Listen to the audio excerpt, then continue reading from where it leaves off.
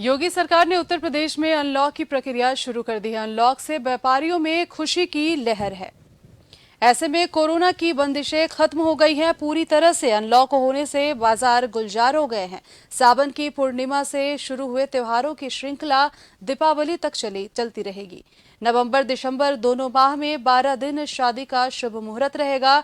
शहर में सैकड़ों शादियां संपन्न होंगी। इसमें कोरोना काल में जो शादियां टल गई थी उसे भी अधिकांश लोग इसी बीच करेंगे। होटल और गेस्ट हाउस संचालकों का कहना है कि कोरोना की तीसरी लहर की संभावना बनी हुई है, इसलिए गाइडलाइन का पालन करते हुए आयोजन की बुकिंग की जा रही है। अभी नवंबर दिसंबर के लिए की गई बुकिंग 100 लोगों की अनुमति के अनुसार होगा। यदि आगे छूट मिलेगी तो होटल व्यवसाय को भी मुनाफा होगा। अप्रैल मई में जो शादियां टल गई थी उसकी भी नवंबर दिसंबर में बुकिंग होगी। अनलॉक में बना रहेगा तो अच्छा कारोबार होगा। पिछले 2 साल से गेस्ट हाउस का खर्च भी नहीं निकल पा रहा। शादियों के आयोजन में उम्मीद से ज्यादा कैटर्स वालों को भी खूब बुकिंग हो रही है।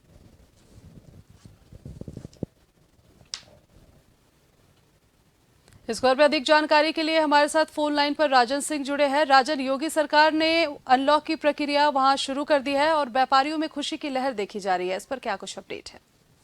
जी बिल्कुल बता दें कि कृतिका जी, जिस तरह से लंबे समय के बाद चाहे व्यापारी की बात करें या आम जन की बात करें, जिस तरह से यहाँ पर लोगों को कोरोना की जो मार एक झेलनी पड़ी थी, उसके बाद से पहली हुई, फिर इसके बाद से दोहरी हुई, अब तीसरी मार के लिए जो है सरकार से लेके और आमजन और या व्यापारी हो, सब कोई सचेत हो गया है पहले से कि इससे कैसे निपटा जाएगा।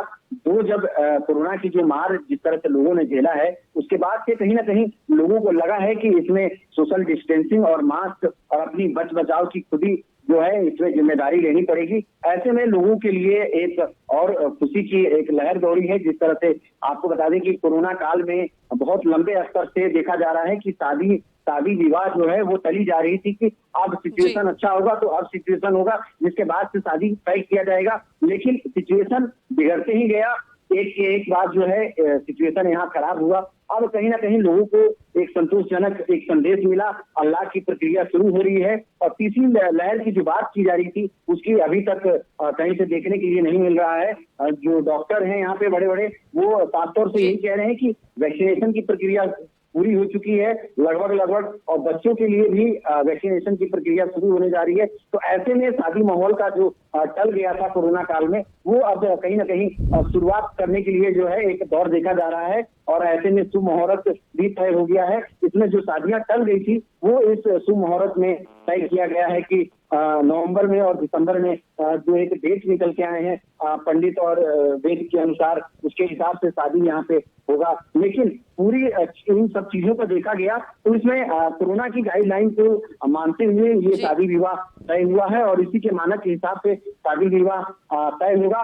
यहाँ तक कि आगे यही माना गया है कि अभी जिस तरह से 100 लोगों को मिला है, हो सकता है आने वाले दिनों में अगर तीसरी लहर की कोई संभावनाएं नहीं दिखेगी, कोई अगर उसके पेशेंट नहीं दिखे, तो ये मानना बिल्कुल तय है कि इसमें छूट की जो दायरा है वो कहीं ना कहीं अभी बढ़ाया जा सकता है, जिससे लोगों को और सहूलियत मिलेगी। इन सब तमाम चीजों पर योगी सरकार ने बैठक किया टीम 11 के साथ। इसके बाद से ये निर्णय लिया गया है कि अनलॉक की प्रक्रिया जो है वो कहीं ना कहीं थोड़ा सा इसकी दायरा बढ़ाई जाएगी।